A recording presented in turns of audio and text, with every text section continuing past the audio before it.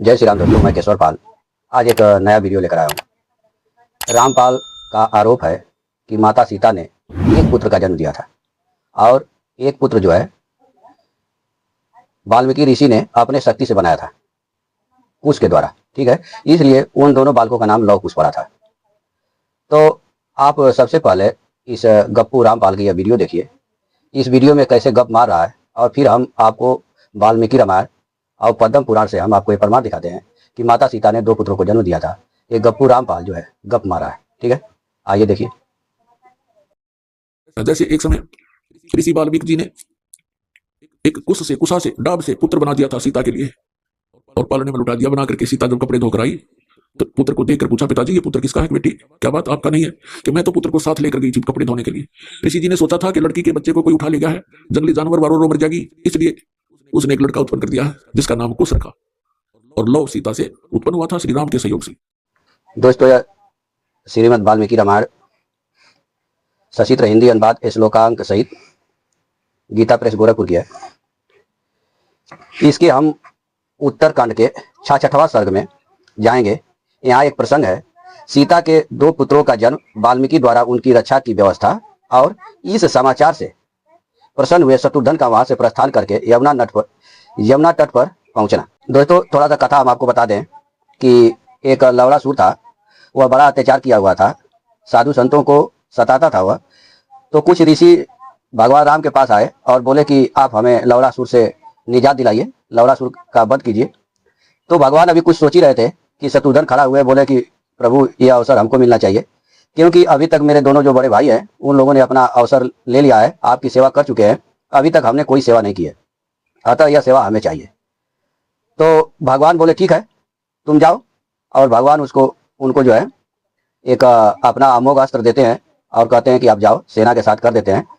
और ये भी निर्देश देते हैं कि आप जाते जाते मार्ग में वाल्मीकि जी की कुटिया पड़ेगी, आप उस कुटिया पे जरूर जाइएगा और वहाँ पे रात भर ठहरिएगा और सुबह वहाँ से निकल जाइएगा। तो वही जो है शत्रुघ्न जी वाल्मीकि जी के कुटिया पर जाते हैं और उसी रात को माता सीता के दो पुत्रों का जन्म होता है।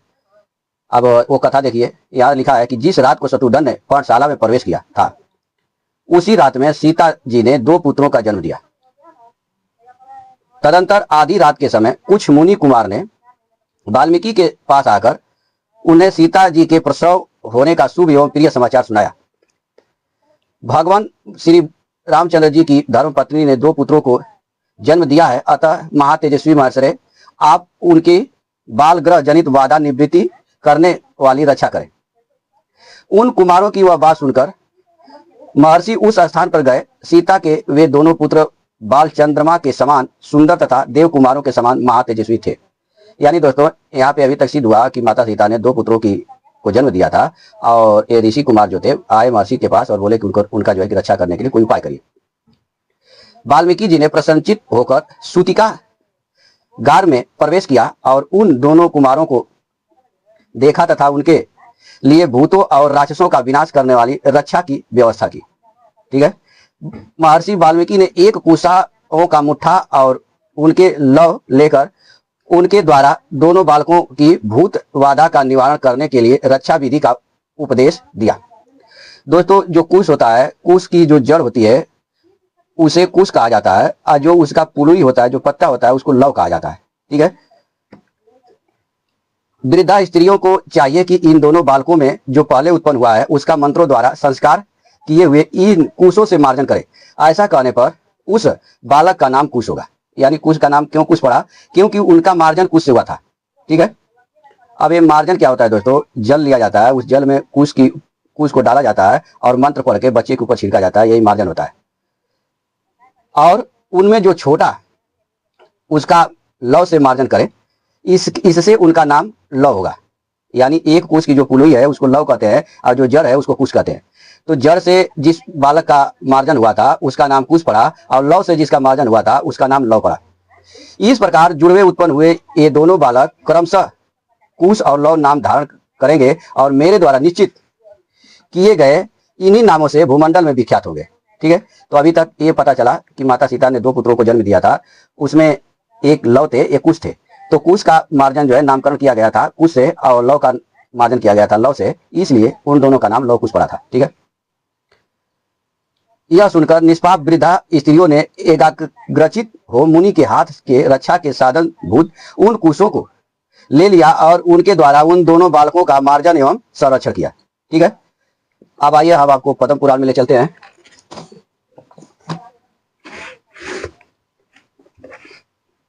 यह पद्म पुराण है, संक्षिप्त पद्म पुराण, केवल हिंदी और गीता प्रेस गोरखपुर की है। इसमें भी सेम वही प्रसंग है दोस्तों। इसके अध्याय का नाम है सीता जी के पाताल खंड का यह है और पृष्ठ संख्या है 535।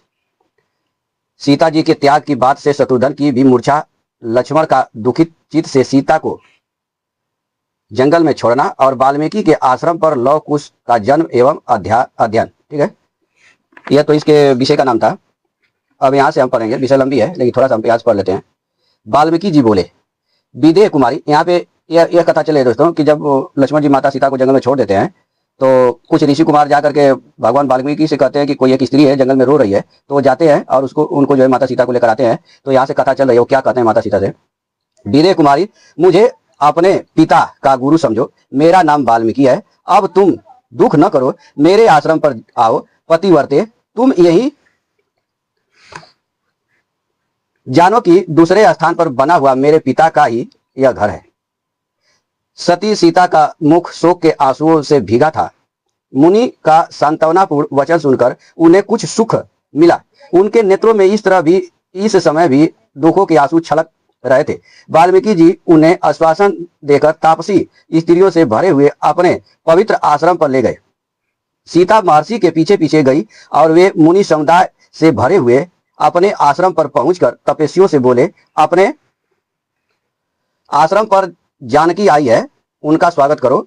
महामना सीता ने जब तपस्वियों को प्रणाम किया और उन्होंने भी प्रसन्न होकर उन्हें छाती से लगाया, तपोनिधि वाल्मीकि ने अपने शिष्यों से कहा, तुम जानकी के लिए एक सुंदर पर्णशाला तैयार करो, यानी कुटिया तैयार करो। आज्ञा पाकर उन्होंने पत्तों और लकड़ियों के द्वारा एक सुंदर कुटी निर्माण की।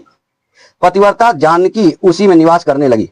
वे वाल्मीकि मुनि की टहल बजाती हुई फलहार करके रहती थी। यहाँ टहल बजाने का मतलब है वाल्मीकि जी के जो भी कार्य थे, कुटी झाड़ना, खाना बनाना, ये जो भी कार्य था उसको कर रही थी वो माता सीता, और फलहार करके रहती थी तथा मन और वाणी से निरंतर राम मंत्र का जप करती हुई दिन व्यतीत करती थी। समय आने पर उन्होंने 2 सुंदर पुत्रों को जन्म दिया जो आकृति में श्री रामचंद्र जी के समान तथा अश्विनी कुमारों की भांति मनोहर थे। दोस्तों यहाँ पे भी यही कहा गया है कि समय आने पर उन्होंने 2 सुंदर पुत्रों को जन्म दिया।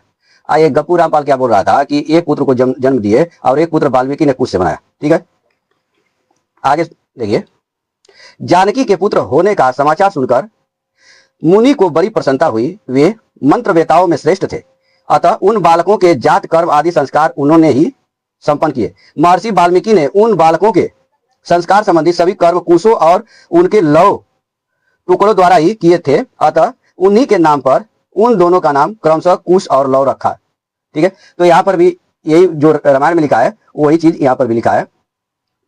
अब सवाल ये है कि अगर मैं इतना ही पढ़ करके छोड़ दूंगा दोस्तों, तो ये रामपाल के चेले जो है इस पर वीडियो बनाएंगे और ले जाएंगे आनंद रामायण में और हमको झूठा सिद्ध करने के लिए दिखाएंगे कि वहां पे तो लिखा है कि वाल्मीकि ने अपने शक्ति से एक पुत्र बनाया था। वो भी मैं आपको दिखा देता हूँ, पहले उसको देख लीजिए फिर हम आपको बताते हैं। दोस्तों यह लिखा है श्री हरि श्रीमद आनंद रामायण अष्ट विषयानुक्रमणिका, यानी यह आनंद रामायण है। और इस आनंद रामायण में कुछ कथा अलग लिखा हुआ है, जैसे उधर जो कथा लिखी हुई है उस कथा से भिन्न यहाँ पे लिखा हुआ है। तो ये रामपाल के चेले इसमें भी जाकर आपको गुमराह कर सकते हैं। तो थोड़ा मैं इसको आपको दिखा दे रहा हूँ और फिर इस पर हम विवेचना करके आपको बता दे रहे हैं कि इसमें ऐसा लिखा है तो हमें मानना है या नहीं मानना है। ठीक है, तो आइए हम इसके 308 पृष्ठ पे चलते हैं।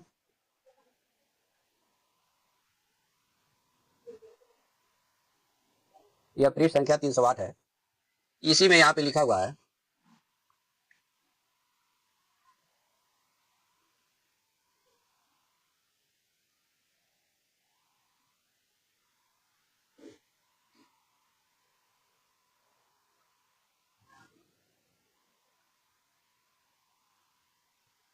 यहाँ पे भी यही लिखा है कि यह जो है माता सीता को लक्ष्मण जो है वाल्मीकि जी के कुटिया में छोड़ देते हैं, तो वहां पे रहने लगती हैं। तो यहाँ से देखिए यह श्लोक संख्या 21 है, इसमें लिखा है कि इस तरह यहाँ से पढ़िएगा, थोड़ा सा और बड़ा कर देता हूँ।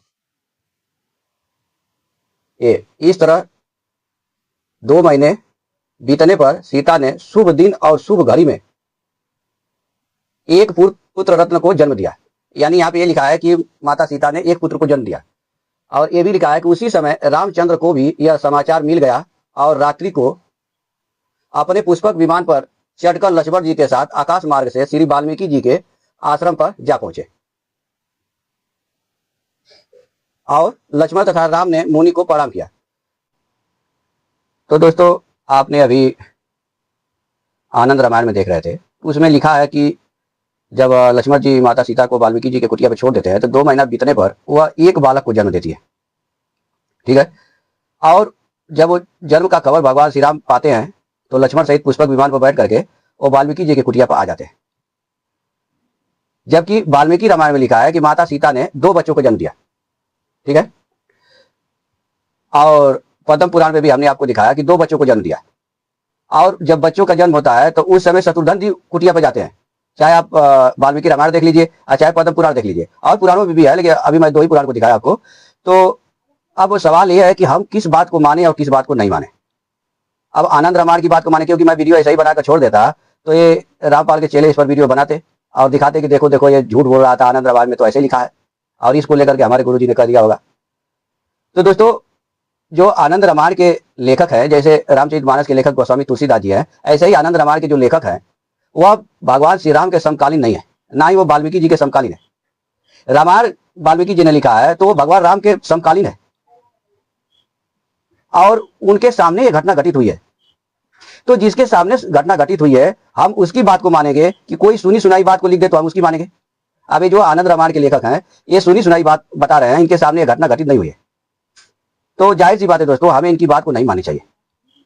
अगर इस आनंद रामायण में हमारे रामायण के खिलाफ बात मिलती है तो हमें उसे नहीं मानना चाहिए, और यदि यह हमारे रामायण के समान मिलती है इसमें तो हमें मानना चाहिए, आदरणीय है। ठीक है। तो यह भी कहा जाता है कि हरि अनंत हरि कथा अनंता। तो मूल जब हम देखेंगे प्रमाण के रूप में जब हम लेंगे तो हम वाल्मीकि रामायण को ही लेंगे। इसके बाद में करोड़ों अगर रामायण आई हैं, उनमें क्या क्या लिखा गया है, हमसे उनसे क्या लेना देना। अगर वाल्मीकि रामायण के समान उसमें लिखा गया है, भगवान राम माता सीता के आदर्श को दर्शाया गया है, तो हम उसको मानेंगे। अगर नहीं दर्शाया गया तो हमें नहीं मानना चाहिए, क्योंकि उनके सामने तो घटना घटित हुई नहीं है। तो आप खूब समझ गए होंगे, और आपको जो है कि इसका उत्तर मिल गया होगा कि हमें अगर प्रमाण मानना है तो वाल्मीकि रामायण को मानना है। अगर वाल्मीकि रामायण से कोई भी चीज मिलती जुलती है तो हम उसे मानेंगे, और इसके खिलाफ जो है तो उसको हम नहीं मानेंगे। ठीक है। तो आज के लिए इतना ही, फिर मिलेंगे नेक्स्ट वीडियो में। तब तक के लिए जय सीताराम।